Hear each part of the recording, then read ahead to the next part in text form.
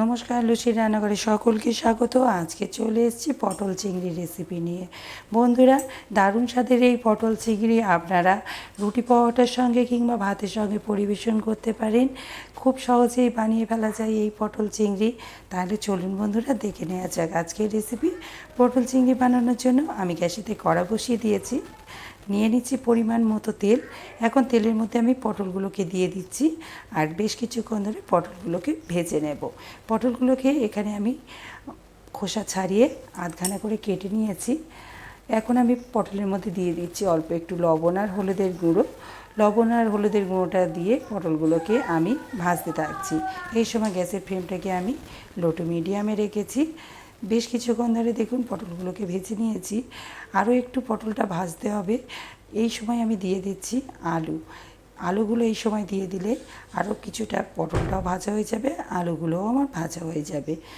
আরও আমি মিনিট পাঁচেক আলু আর পটলগুলোকে ভেজে নেব।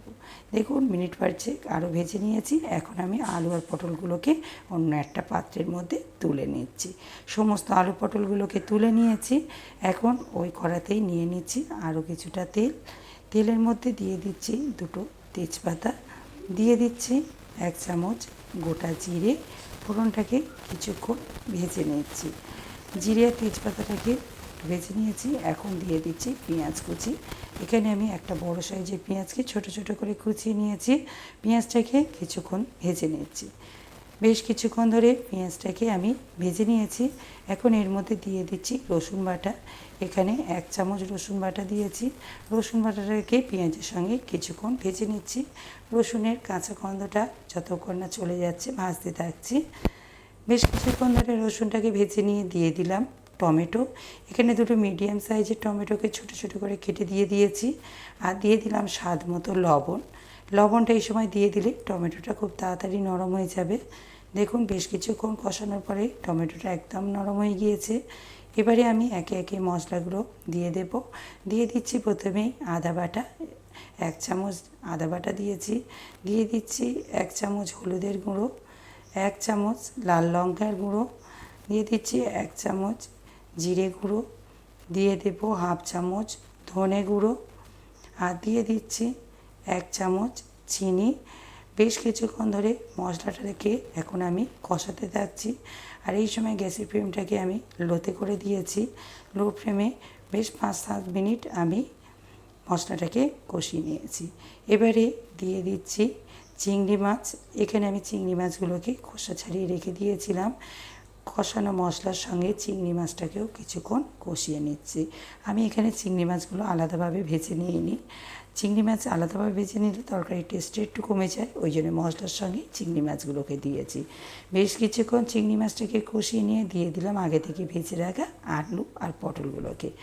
এবারে আলু পটলগুলোকে ভালো করে মশলার সঙ্গে আরও মিনিট 2 কষিয়ে নিচ্ছি। বেশ কিছুক্ষণ ধরে আলু পটলগুলোকে মশলার সঙ্গে কষিয়ে নিয়েছি।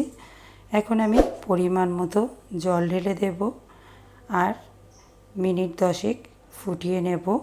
আলুগুলো যাতে তাড়াতাড়ি সিদ্ধ হয়ে যায়, ওই জন্য আমি কড়াটাকে 10 মিনিটের জন্য ঢাকা দিয়ে রান্নাটা হতে দিচ্ছি। এবারে আমি একটা পাত্রের মধ্যে নিয়ে নিচ্ছি পোস্ত আর চালমগজ। এটাকে আমি বেটে নেব। 10 মিনিট হয়ে গিয়েছে, ঢাকাটাকে খুলে নিয়েছি। আর যে চালমগজ আর পোস্তটা বেটে নিয়েছিলাম এখন আমি এর মধ্যে দিয়ে দিচ্ছি। বাটিটাকে ধুয়ে একটু জল দিয়ে দিচ্ছি। ভালো করে নেড়ে ছেড়ে নিয়ে নিলাম। এবারে এর মধ্যে দিয়ে দিচ্ছি হাফ চামচ গরম মশলার গুঁড়ো। গরম মশলার গুঁড়োটাকে দিয়ে আরও 2 মিনিটের জন্য আমি ঢাকা দিয়ে দিচ্ছি তরকারিটাকে। তারপরে এটাকে আমি নামিয়ে নেব। ভালো করে নেড়ে ছেড়ে নিলাম, এটাকে ঢাকা দিয়ে দিলাম। 2 মিনিট পরে ঢাকাটাকে খুলে নিচ্ছি। আমার কিন্তু পটল চিংড়ি রেডি হয়ে গিয়েছে।